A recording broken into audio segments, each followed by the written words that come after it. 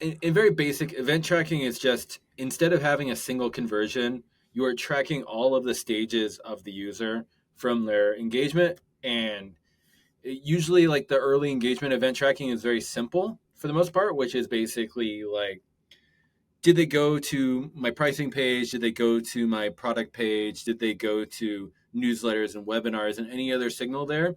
And it's as simple as like, when your affiliate or publisher sends traffic and they get to your website and they go to that page, you just fire it off. And like the beauty of having that simplicity of like firing off the tracking in that situation is, again, all of these top of funnel publishers, this is going back to what you were talking about before, podcasts and like content websites and influencers, a lot of times they're driving what we call top of funnel demand, which is people discovering your brand for the first time and they're not ready to buy. And too much of affiliate and performance marketing is just in that moment of purchase because it's like that's where the revenue is. It's really clearly valuable, but it does miss a lot of the value, which is why like large scale brands, there's a reason they spend so much of their money on brand awareness because they're trying to get more users in the funnel because they know they can convert them later.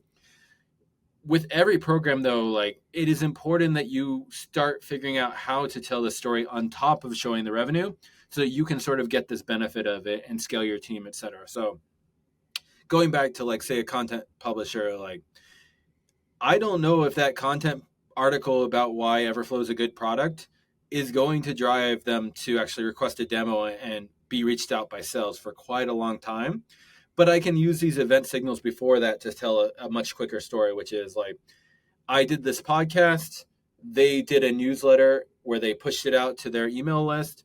I can see that 60 people clicked on that newsletter, came to my website, and then checked out, like, say, my platform to understand the specific feature, or went to my pricing page to understand the feature. Like, that is very quick attribution, and it's a lot less messy because I don't when you start thinking about who becomes a customer, there's lots of stuff that influences them.